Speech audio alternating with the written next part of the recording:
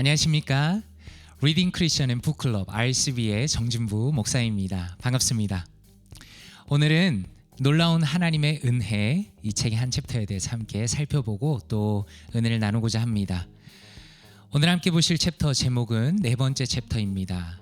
사랑에 애타는 아버지라는 제목입니다. 사랑에 애타는 아버지. 그 요약에 대해서 한번 살펴보면서 내용을 보도록 하겠습니다. 얀신이 이렇게 이야기를 풀어갑니다. 전 세계 종교 중에서 기독교만이 기여할 수 있는 것은 바로 은혜이다, 이렇게 말합니다. 여러 종교가 있죠. 불교, 힌두교, 유대교, 이슬람교 모두가 노력으로 인정받는 길, 노력으로 신의 호의를 얻는 것을 추구하지만 그러나 하나님의 사랑을 무조건적인 것으로 만드는 것은 기독교뿐이다 라고 말합니다. 예수님은 은혜에 대한 인간의 본능적인 저항을 잘 아셨기 때문에 성경에서 은혜를 자주 얘기한 것이다 라고 얀시가 말합니다. 예수님의 비유는 어떻습니까? 하나같이 턱없이 좋게 끝이 납니다. 비유 속의 하나님은 어떤 분이십니까? 너무 좋은 분입니다.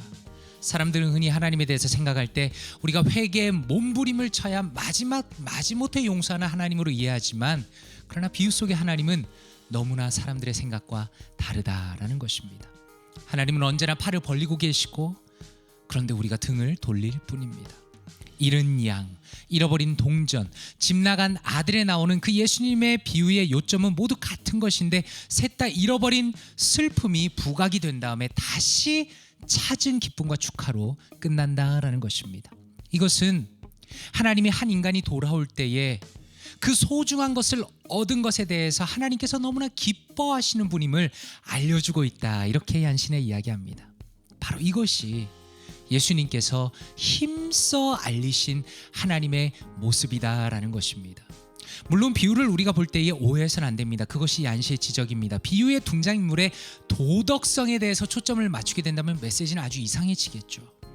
예수님께서 비유를 주신 이유는 살아가는 방식을 가르치기 위해서가 아니라 하나님의 성품을 보여주시기 위해서, 하나님이 얼마나 놀랍게 사랑을 베푸는가를 보여주시기 위해서, 그리고 그 사랑의 대상이 바로 죄인이라는 것을 보여주시면서 은혜에 대한 우리의 생각을 바로 잡기 위해 비유를 주신 것입니다.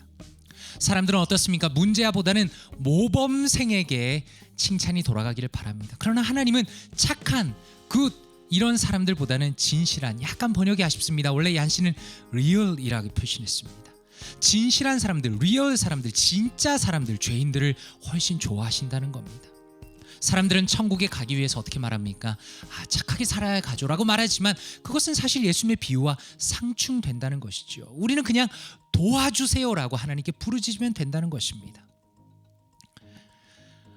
특히 미국은 그렇습니다. 전문직 종사자들은 어떻습니까? 되게 고가의 대가를 요구하면서 고객들이 찾아오기를 기다리죠. 그러나 하나님은 죄인들을 단순히 기다리시는 것을 넘어서서 어떤 목자나 어떤 여인보다 무한히 먼 길을 가심으로 이미 죄인들을 찾아오셨다라는 것을 통해서 바로 하나님의 은혜를 보여줍니다. 얀시는 설명하기를 예수님의 비유라는 것이 단순히 신학적인 진리에 대한 문학적 표현이 아니라 말합니다. 그냥 비유가 아니라는 것입니다. 그것은 그분의 지상의, 이 땅의 공생의 사역의 축소판이었다는 것입니다. 예수님 자신이 위험한 밤길을 찾아 나선 목자였고 잔치에 온 죄인들을 환영하신 바로 그 사람이었다라고 말씀합니다. 오히려 얀시가 볼 때에는 인간이 오히려 하나님께 상처를 줍니다. 인간이 오히려 하나님을 힘들게 합니다. 그리고 하나님은 고통 가운데 부르짖고 계십니다. 그분은 사랑에 애타는 아버지시고 기다리시는 아버지시다라는 것입니다. 하나님께서는 자식이 부당한 대우로 가슴에 상처를 입었지만 용서와 새 출발을 원하시고 계신다. 바로 이것이 그분의 은혜이다, 이렇게 설명합니다. 그렇다면 책 안에서 한마디를 통해서 이 내용을 조금 더 살펴보기 원합니다. 얀시는 이렇게 말합니다. 나는 예수님의 은혜의 비유를 그 뜻이 가슴 깊이 새겨질 만큼 충분히 묵상해 왔다. 그러나 지금도 그 파격적인 메시지를 접할 때마다 비은혜의 구름이 하나님에 대한 내 시각을 얼마나 무참히 흐려놓는지 새삼 깨닫곤 한다. 잃어버린 동전 하나 찾았다고 기뻐 날뛰는 주부는 하나님을 생각할 때 자연스럽게 떠오르는 이미지가 아니다. 하지만 그것이 예수님이 힘써 알리신 하나님의 모습이다 이렇게 말합니다. 너무 중요하죠. 지금 얀 씨는 자신이 하나님의 은혜에 대해서 그동안 묵상해 왔지만 그러나 자신의 본성이 비은혜의 그 본성이 인간이라면 갖고 있는 바로 그 모습이 여호와 하나님이 어떤 분이신가를 끊임없이 가린다라고 말합니다. 우리는 하나님에 대해서 생각할 때 성경적인 이미지를 가지고 있지 못하고 우리가 생각하는 비성경적인 하나님으로 하나님의 이미지를 가리워버린다는 것입니다. 얀 씨가 말하는 것처럼 잃어버린 동전 하나 찾았다고 기뻐 날뛰는 그 주부는 자연스러운 하나님에 대한 이미지가 아니지만 성경은 그것을 말하며 예수님은 힘써서 아버지 하나님이 어떤 분이신가를 우리에게 알려주고 있다라는 것이죠. 바로 이 부분에 대해서 말씀을 한번 바라보기 원합니다. 얀 씨가 인용했던 성경 구절입니다. 누가복음 15장 10절입니다. 내가 너희에게 이르노니 이와 같이 죄인 한 사람이 회개하면 하나님의 사자들 앞에 기쁨이 되느니라 이렇게 말씀합니다. NIV 성경입니다. In the same way I tell you there is rejoicing in the presence of the angel of God over one sinner who repents 이렇게 번역했습니다. Faith Life Study Bible에서는 이렇게 해석했습니다. 이 스터디 바이블은 무료입니다.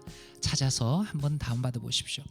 Jesus' second parable about a lost coin reiterates the point of the first. When the lost becomes found, heaven throws a party. 이렇게 말씀합니다. 계속 이어서 이렇게 이야기합니다. Again, Jesus' purpose is to help the religious leaders understand why he associates with tax collectors and sinners. This parable is unique to Luke. 이렇게 해석했습니다. 이런 뜻입니다. 잃어버린 동전에 관한 예수님의 두 번째 비유는 첫 번째 요점을 되풀이합니다. 계속 이야기하고 싶은 것이 있다는 것입니다. 잃어버린 자를 발견하면 하늘에서는 파티가 열립니다. 굉장히 마음이 와닿는 표현이죠. 하늘에선 파티가 열립니다. 다시 한번 예수님의 목적은, 이 비유를 말씀하시는 목적은 종교 지도자들이 왜 그분이 세리와 죄인들과 어울리는지 이해하도록 돕는 것입니다. 이렇게 말합니다. 너무 중요한 부분이죠. 예수님께서 말씀하시고자 하는 요점은 이것입니다. 왜 예수님이 죄인들과 함께하는가? 왜 그들을 환영하는가? 아버지 하나님이 기뻐하시기 때문이다 라는 것입니다. 죄인이 돌아올 때에 천국에선 천사들과 함께 하나님의 파티가 열린다는 것을 아주 실감나게 예수님께서는 보여주시고 있다는 것이죠. 그렇다면 이 부분에 대해서 RCB의 관점을 한번 살펴보기 원합니다. 인간은 어떻습니까? 은혜에 대한 본능적인 거부감이 있습니다. 얀 씨는 스스로 고백하기를 은혜에 대해서 깊이 묵상하고자 늘 힘쓰는, 심지어 은혜에 대한 책을 쓴 얀 씨조차 그렇다는 것입니다. 그렇기 때문에 저처럼, 그리고 지금 영상을 들으시는 어쩌면 평범한 우리와 같은 사람들은 하나님에 대한 성경적인 시각을 자주 잃어버린다는 것입니다. 그리고 하나님에 대한 성경적인 이미지를 망각할 때 우리는 신앙의 길조차 잃어버리기 쉽습니다. 왜냐하면 인간은 끊임없이 죄를 짓습니다. 우리의 현실입니다. 인간은 끊임없이 죄를 짓습니다. 만약에 우리가 여호와 하나님의 은혜가 넘치는 아버지이심을 잊어버린다면, 다시 말해서 행한 대로 그대로 갚는 분이라고 오해한다면 우리는 더 이상 하나님께로 돌아갈 길을 잃어버리게 된다는 것입니다. 우리가 왜 하나님께 가겠습니까? 어떻게 갈 수 있겠습니까? 그분이 그대로 갚으신다면 우리는 갈 수 없는 것입니다. 하나님의 용서를 누릴 수 없고 새 출발을 가질 수가 없다는 것입니다. 바로 이런 이유 때문에 얀 씨가 이 책을 쓴 것입니다. 하나님 아버지가 어떤 분이신가를 알려주신 것은 예수님 자신이시죠. 그분의 죄인을 향한 완전한 용서, 죄인을 향한 완전한 순종은, 예수님께서 베푸시는 완전한 용서와 완전한 순종은 언제나 반복해서 우리에게 들려져야 합니다. 그리고 우리는 그리스도 안에서 무한히 사랑받는 하나님의 자녀로서 용기를 가지고 희망 가운데 당당히 살아가야 한다는 것입니다. 하나님의 은혜가 우리에게 임할 때, 하나님의 은혜가 우리의 가운데 들어올 때, 그것을 우리가 깊이 깨달아 할 때, 그 은혜를 통해서 아버지 하나님의 성경적인 바로 그 이미지를 회복할 때에 우리가 용기와 희망 가운데 하나님의 자녀로서 이 세상을 살아갈 수 있다는 것입니다. 이 부분에 대해서 우리 삶에 어떻게 적용할 수 있을까요? 저는 이렇게 두 개로 적용하고 싶습니다. 첫째는 당신의 육신의 아버지와 성경에 등장하는 하나님 아버지를 비교해 보십시오.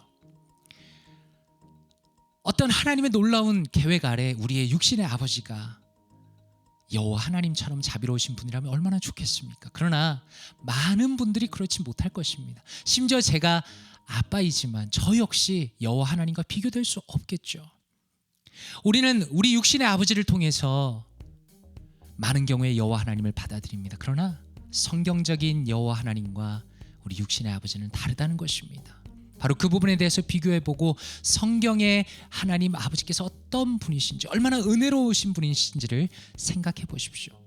그리고 둘째로, 당신이 회개하며 돌이켜 아버지께 돌아올 때 당신을 향한 천국의 파티와 하나님의 넘치는 기쁨을 마음에 묵상해 보십시오 라고 제안하고 싶습니다. 한번 생각해 보십시오. 놀라운 것은 많은 스터디 바이블들을 살펴봐도, 그리고 많은 주석들을 살펴봐도 하나님께서 얼마나 기뻐하시는가에 초점을 맞춘 내용들이 많지 않습니다. 그것은 심지어 목회자들이나 심지어 신학자들이나 훌륭한 크리스천들이 이 하나님의 은혜를 강조하고, 그리고 하나님의 그 은혜 가운데 하나님께서 죄인이 돌아오는 것을 얼마나 기뻐하시는가, 그 정서적인 차원까지 받아들이는 것이 쉽지 않다는 것을 보여주는 것입니다. 그래서 제안합니다. 당신이, 그리고 우리가 아버지 하나님께로 돌아갈 때, 우리가 회개하며 주님 앞에 나아갈 때 얼마나 그분께서 기뻐하시는지, 그 기쁨과 천국의 파티를 상상해 보십시오. 바로 그 기쁨을 가지고 아버지 하나님을 더 가까이 하는 우리 사랑하는 모든 성도님들 되시기를 진심으로 바랍니다. 함께 기도하겠습니다. 아버지 하나님, 감사합니다.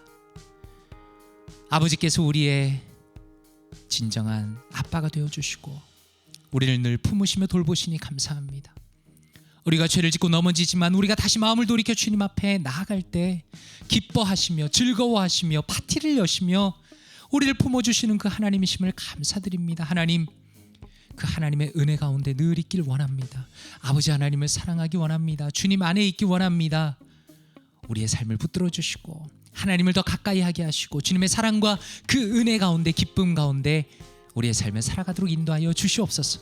감사드리며 예수 그리스도 이름으로 기도드리옵나이다. 아멘.